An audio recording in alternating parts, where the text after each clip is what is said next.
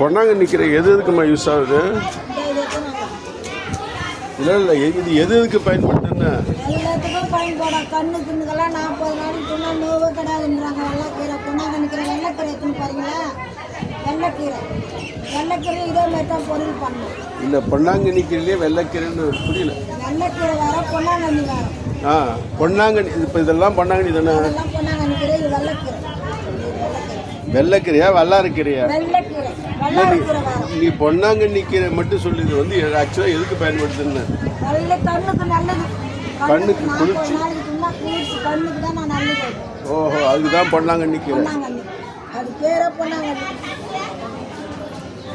எத்தனை பாருங்களா சார்? இல்லை என்ன வேணாமா?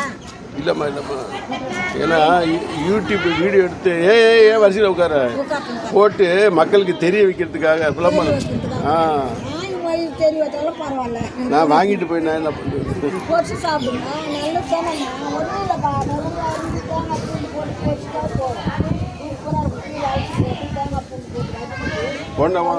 ஒன்னே எடுத்துடவா போட்டோல? எடுத்துக்கோ. ஒன்று எடுக்கவா? எடுத்துக்கோ. சொல்லு, இந்தா பாரு, சொல்லு. பொன்னாங்கண்ணியுடைய மகத்துவம் என்னம்மா சொல்லுமா?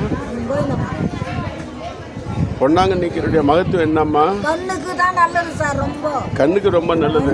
ரொம்ப நல்லது. உங்க பேர் என்னங்கம்மா? என் பேர் கோவிந்தம்மா. கோவிந்தம்மா. இங்கே இதில் என்னது ஞாயிறுலேயே இருக்கீங்களா?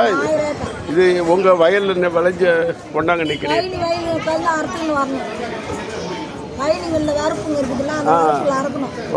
வரப்புல இருந்து இந்த பொன்னாங்கண்ணி கீரை எடுத்து எடுத்துட்டு வந்து விற்கிறீங்க. ஓஹோ, இது சாகுபடி இல்லை. ஓகே, எல்லாம் சாப்பிட்றதுக்கா சாமி. எல்லாமே சாப்பிட்றதா. வாசல்ல உட்காராதீங்கம்மா, ஓரமா உட்காருங்க. கோயில் வாசல்ல உட்காராது அம்மா. எந்த உட்காருமா, வாசப்பட்டு உட்காராத. சரி சார், நான் போயிடுறேன் சார்.